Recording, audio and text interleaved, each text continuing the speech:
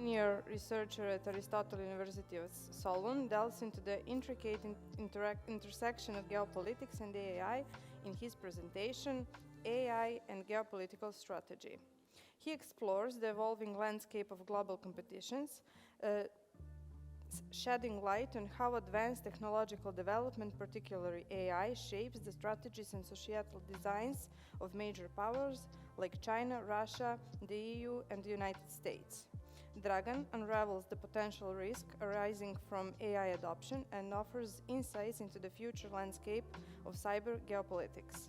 Join us for an insightful exploration into the profound impact of AI on global strategies and its geopolitical implications.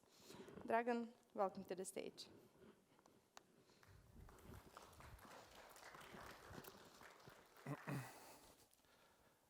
Thank you, everyone, and welcome for being here. All right, I'll deliver a talk that is a bit philosophical in its essence. So, this is a part of my PhD work. It's called A Global Political Risk in a Post-Pandemic World, and I'm going to present you one part of it. This is a short biography of mine. It's not that interesting, so we can move on immediately to artificial intelligence and international relations. So AI, when we discuss AI is a strategic enabler, meaning that it's actually providing a lot of things to important actors in the international stage, while also having a good potential for becoming a general purpose technology. What is general purpose technology? It is a technology that translated into the field of economics and into the field of finance can provide enormous power to one specific actor, which means that it can further enable even more things to do. This is my home university. Actually, this is the entrance in the building of the old philosophy school. It has two things inscribed in it. The first is gnosis ton, or meaning know thyself.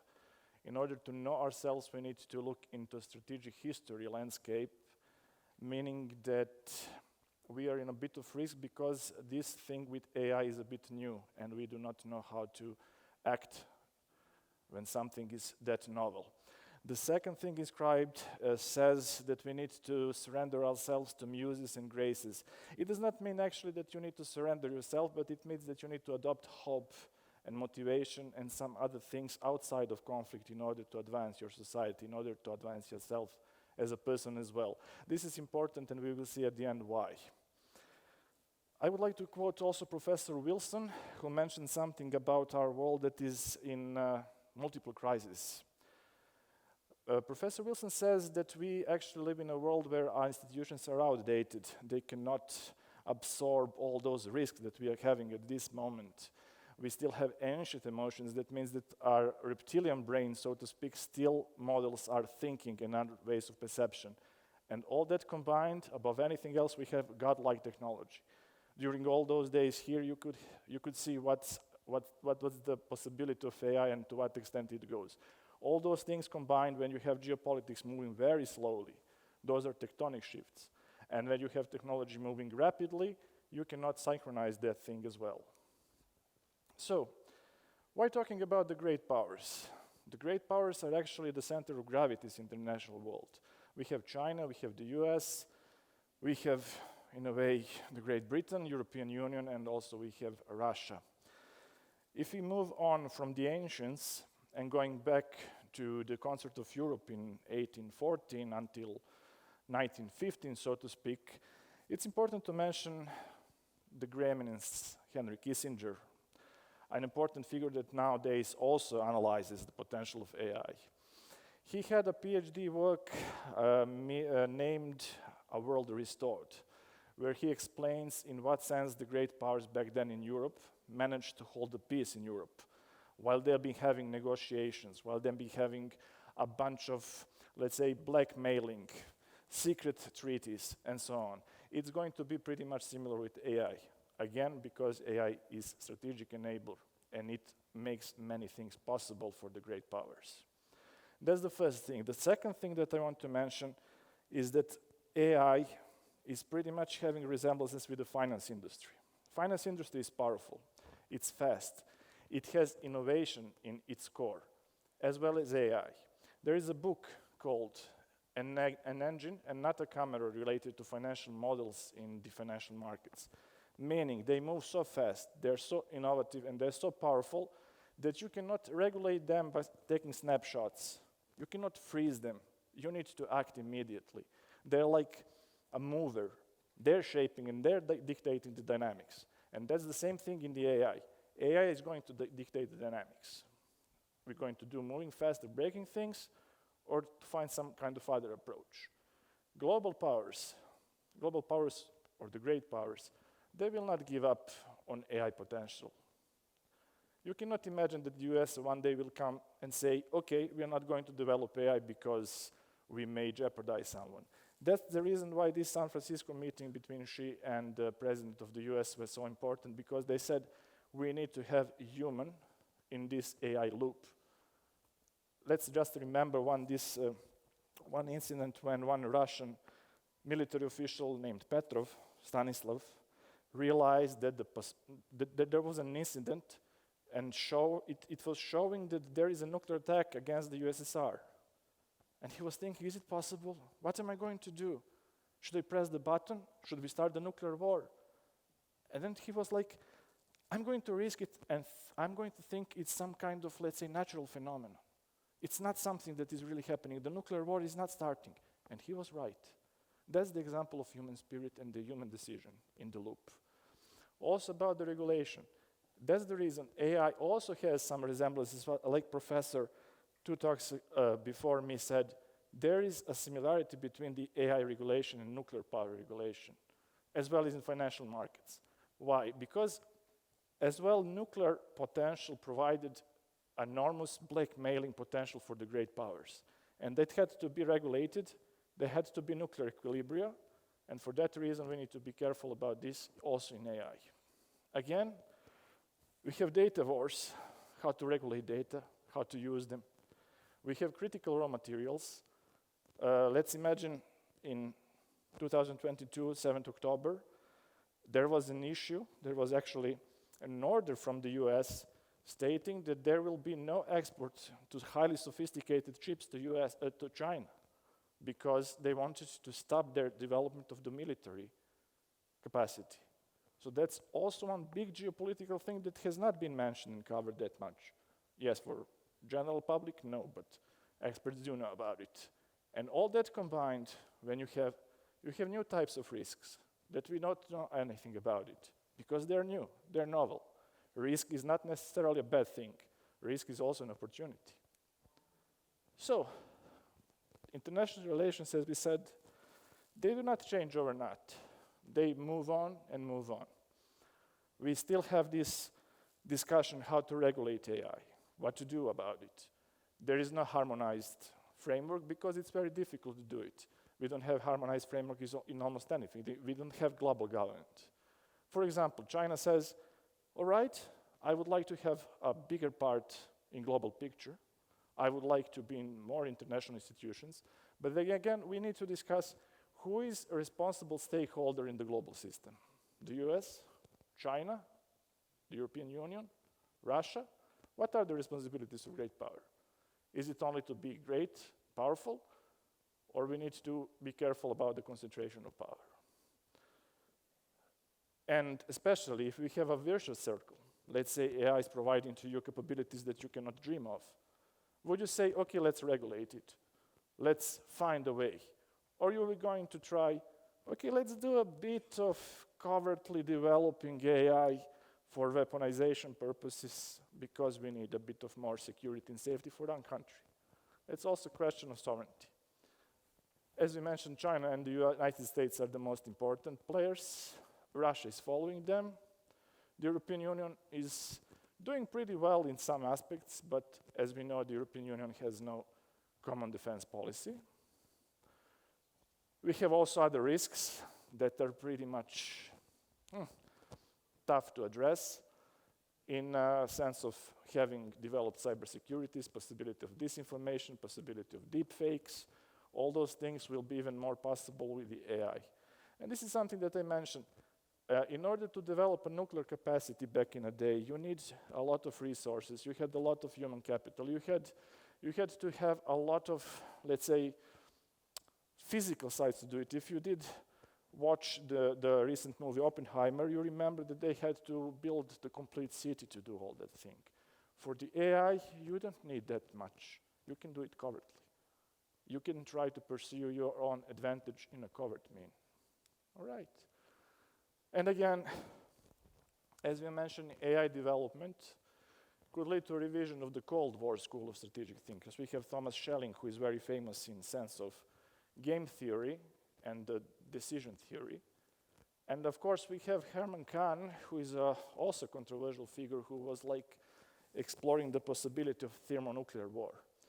And his book, Thinking About the Unthinkable, is written in 1962, and even nowadays it's actual because it develops, it says in what sense we can develop different parts of the conflict from very low intensity to enormous intensity of conflict.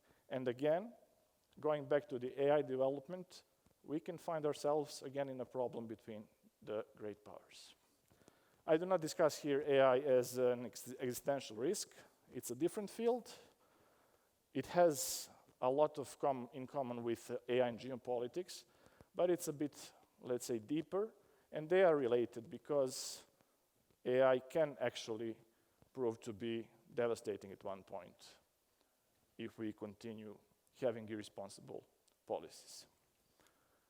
And going back to the ancients, in order to have a proper regulation, in order to have proper ethical principles and responsible stakeholders on global level, including China, including the US, including the Europe, we need to act like we have something very solid, like hope, like motivation, and to be aware of the advance of the humanity as a whole, and not only to see like real politics in a sense that one country or one great power would like to have advantage over others. And I'm open to your questions because I would like to close with this quotation of famous Argentinian writer. Thank you very much.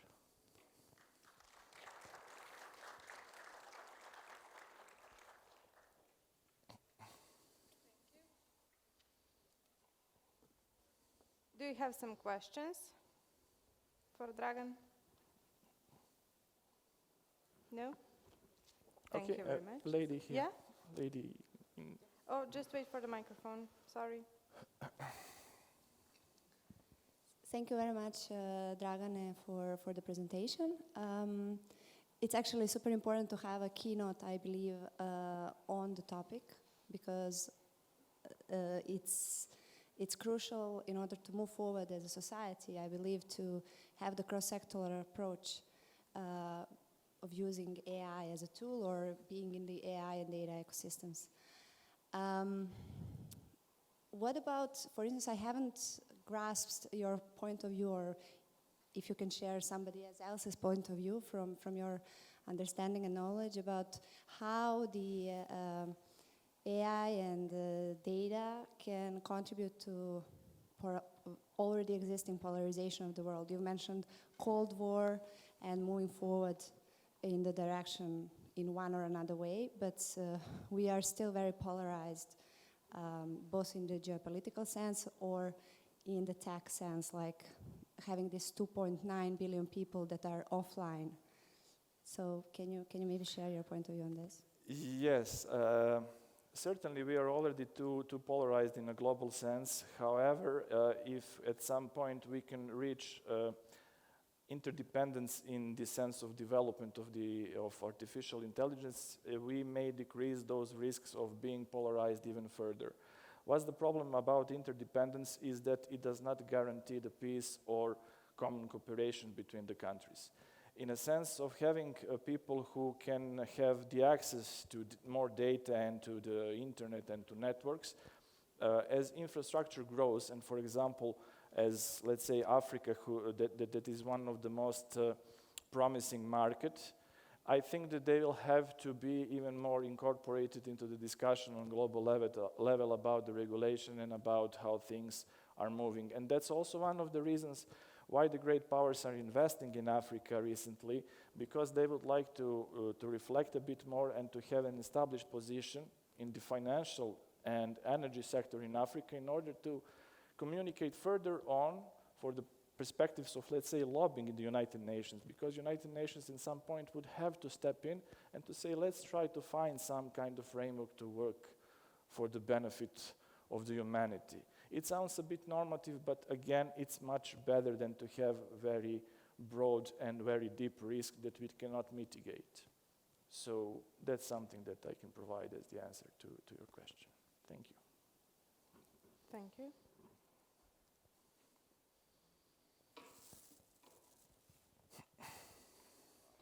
Thank you. I also have a question. You mentioned that AI, and you compared it to nuclear weaponry, somewhat confirmed the already existing hegemony of superpowers and helped them. But could it also be argued for a possibility that just as nuclear weaponry, AI could be some sort of equalizer?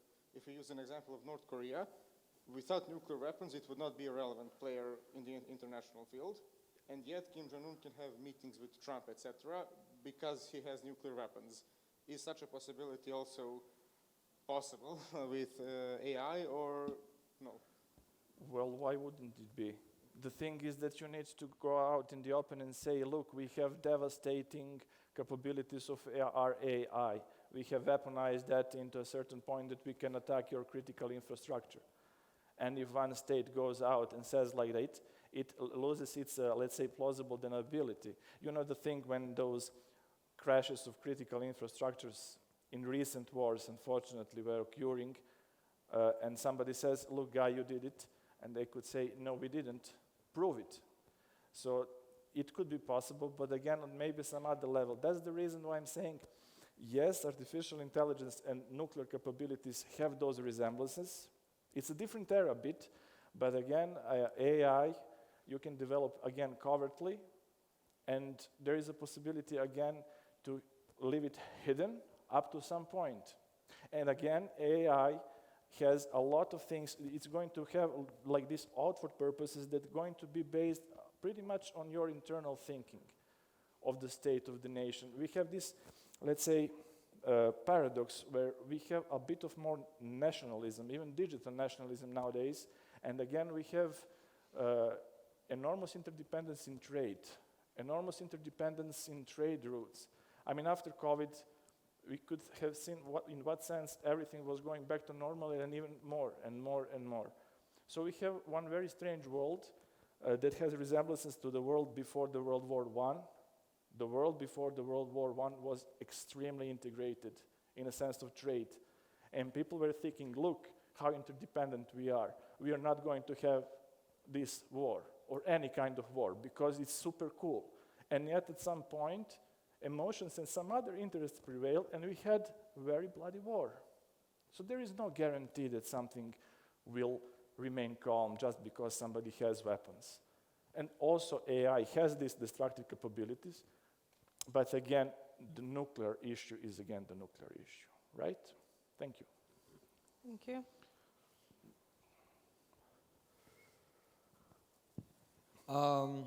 Thank you, Dragan. I had so my question would be like, what would be some policy implications of this? Like, what would be a policy proposal? And I'd like to split it into two separate questions. One would be like, you're from the university, Aristotle University of Thessaloniki. So that's in Greece, like that's a NATO country. So I guess split it into what would be like a policy proposal for the Western world, like whatever you call it, international community. And the second question, like what should be our policy in Serbia here as like a neutral country? Yeah. In which sense? Regarding the security risks of AI and its implications on geopolitical strategy. Well, okay, my university is based in Greece, that's true. However, I'm, let's say, Belgrade-born person, so I'll try to provide one, let's say, neutral response to my best knowledge, because this is something that I cannot really envisage. I think that NATO, as, let's say, proxy of the Western world, so to speak, has one coordinated policy, and they're pretty much developed in that sense, as well as, I suppose, that China and Russia, up to some point, is developed in a sense of potential of AI as in terms of weaponization. And I think that's the reason why in San Francisco they had recently discussed on this top level, let's make this human loop within the AI weaponization thing, otherwise, like this example with Mr. Petrov.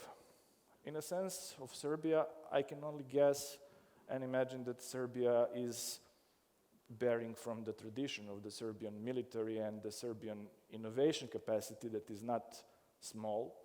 On the contrary, I think that as nation, Serbian people are pretty innovative and pretty capable and pretty inspirative as well. I think that that Serbia will be one of the important players in sense of AI. I'm not sure about the defense position or security, but I think by observing all those things these days and seeing people representing some Serbian institutions, I think that Serbia might be the leader of AI in the Balkans. I suppose you can, yes.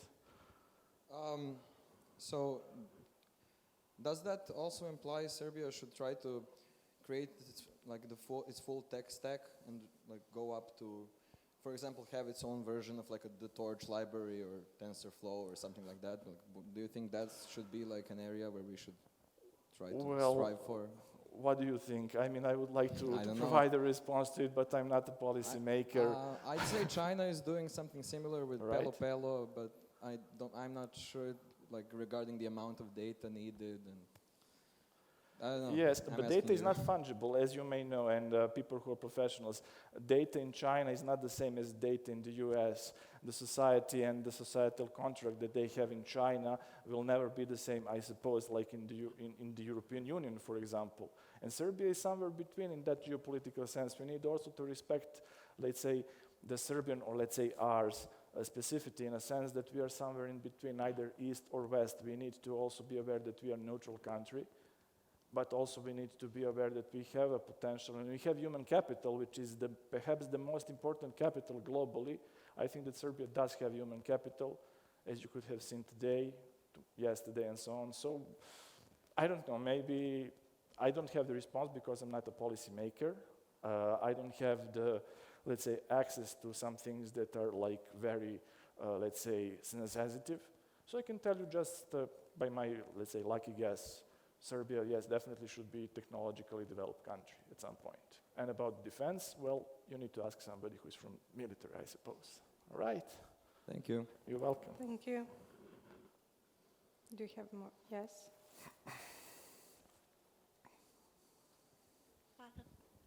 So my question is, the global power dynamics have been changing in the recent years. US has fallen off of its hegemon role. There's a lot of conflicts that have thawed and are no longer frozen, like we've seen with Nagorno-Karabakh, what's happening in Israel-Palestine. There's greater tension between the global south and the global north. How do you think what's currently happening in terms of geopolitics is affecting the AI strategy? And how do you think the AI strategy in turn is affecting these conflicts? And what is the impact? Yes, sure. About these hegemonic things, around 16 times in history, in civilization, let's say, there was a tension between the challenger and incumbent, who is going to have the dominance.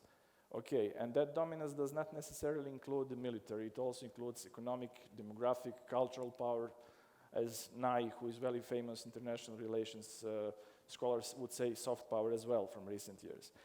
Out of those 16 times, only 2 or 3 times we had the switch from one power to another without any war, without any conflict, including actually involving military means. So let's hope for the best that we are going to have at some point, if we're going to have a smooth transition. However, the military budget of the US is enormous. Nobody can actually match their military power. In terms of AI and human capital and development and articles and research, I think that people know better than myself, the US is also in a leading position. So I'm not sure if AI can actually change that a lot. This is just one aspect of my overall research work. It could have a sense of balance. It could have also something to provide the leverage. Unfortunately, more leverage to countries that are not developed to punch above their weights, to cause a trouble, to act as a disruptor in international systems, right? Well, in the US, it's already powerful, and I don't think that AI necessarily, in the near future, in the long future, nobody could tell, can bring that change that somebody could overtake the US. And about those conflicts in Nagorno-Karabakh, unfortunately in Ukraine, in Palestine, and we have other, let's say, small conflicts in the sense of economics, embargo, sanctions, negotiations, and so on. You cannot actually tell at this point what is done with AI. And if there's somebody who is using that actively to disrupt somebody or to destroy someone and so on. You can read, I suppose, something in news. There was a lot of, let's say, reports from Ukraine about how AI is used in military sense. You need to be professional to understand some of those things, in a sense that maybe some of it is disinformation, which could be, again, the work of AI.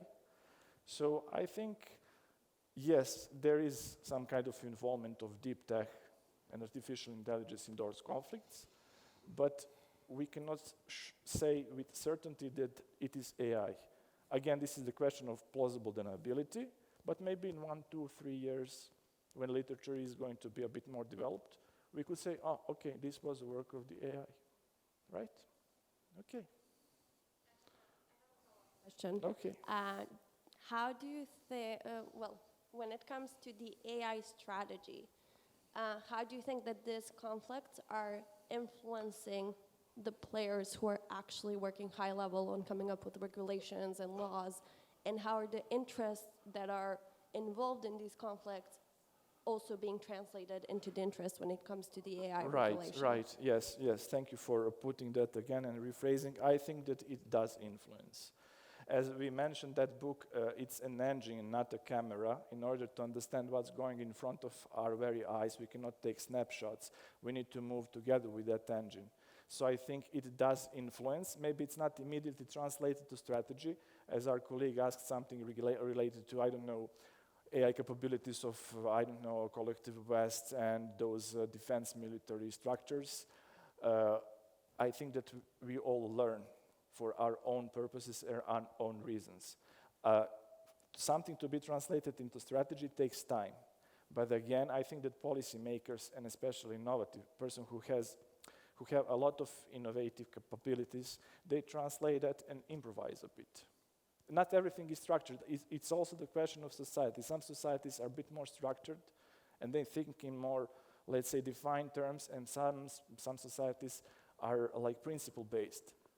As it comes, as it goes. Let's move, let's do it. So I cannot tell actually who is doing what. Again, it's a wild guess based on some literature and some things that I'm trying to follow at this moment. Okay, did I help you? Thank you. Thank you.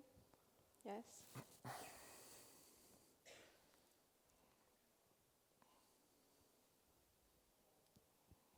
Thank you.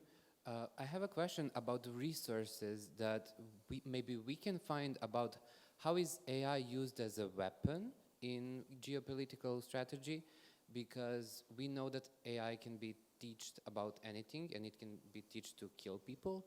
So is there any information, is there any resources, where can we find them if you know by your research? There are books and there are think tanks that are discussing those things. Let's say just, there is a book, I cannot recall the precise title in English. It's something like A Military Without Soldiers. There are a lot of think tanks like CSIS or Atlantic or IISS that are doing pretty well in that sense, explaining what is the capability of development of weaponized AI. Also, the Russian strategic, let's say, culture has pretty well developed articles, and there are some think tanks like, I think, Naval Center for Studies in the US. They are having one department that is, all those things are publicly available, so you can find it like by simply Googling it. They're taking, for example, Russian articles and they are translating it into English and providing what's going on. Because the great powers, they always need to take care of, you know, like what's this guy doing? How am I going to perhaps see on his example how to follow it? I suppose if you know Chinese, that maybe you can find completely different thing in that sense. I also know that, for example, Japan, they do not translate their work a lot, but maybe you can use, I don't know, Google Translate or something. Japan recently started from 2017-18, I think they changed their constitution and they started developing the offensive weapons, high-tech offensive weapons. Let's just be clear about it because Japan is an enormously smart nation. And if you can find some of them think tanks, you should find something how AI is actually discussed in Japan. I think that even their former prime minister, not the one that unfortunately died recently, wrote several of articles regarding this. And yes, I think that's pretty much it. There is a very good literature, but you need to be, let's say, critically oriented to understand what's going on, right? Okay. Thank you. Thank you. Do you have some more questions? All right. Is that it? No. Thank you, Dragan. So Welcome. I'm aware of the fact that, for example, if you would make autonomous AI, it can go rogue. It can have independent thinking. So, like a global agreement is that they will not make this. You want the AI to be like your slave. So my question would be, is this still it? And can this change and how can this develop? Because it can be a very powerful weapon, but if you think that it can be a weapon, it can also go rogue and make a problem. So what are your thoughts on this? Yes, this is the thing about this existential risk and thing if something can go rogue. But again, if I may ask, what's your profession? I am an electrical engineer specialized in electronics. Okay, so I suppose that there is some safety switch and safety issues in your field of work that you need Yes, to very implement. much, yes. Right, so I suppose that also in AI there is going to be some kind of thing that prevents them for going rogue. If I can, sorry to interrupt, but I know that they did make this. Okay. And it started going rogue, so they pulled the cable and destroyed it. Okay, in which country? I cannot say. Okay, I don't know. Okay, me neither. I didn't know about it, but okay, it might happen. I mean, for sure, it happened a lot of times, but we cannot read it like it because it's not publicly available information. Again, the thing that we are discussing here are pretty much publicly available informations and our lucky guesses or our experiences, right? So in terms of AI, again, we may just wait and see what's going to happen. And as I said, let's hope for the best that we're going to have responsible stakeholders and to act like we already have those stable institutions in a global sense. Why? Because we need to have some steps that will benefit the society overall. But unfortunately, as I said, the things about the interdependence and realpolitik and all those stuff, they're really real, okay? They're here amongst us, and we cannot discard it. Unfortunately, it's like that. If you take Thucydides and his Peloponnesian War between Sparta and Athens, it's pretty much the same nowadays. You have alliances, you have city-states, okay, you have states, you have leaders, you have official exclamations, you have parliaments and stuff, and they're debating what's going on, what's going to be. And so many years later, you read this and say, oh, this guy really knew something. Okay. Thank you. Thank you. Thank you. Right? Well, thank you, Dragan, very much. It was really, really interesting. The pleasure Thank was you. all mine. Thank you for being very nice and questionable public. I really enjoyed it. Thank you very much. Thank you.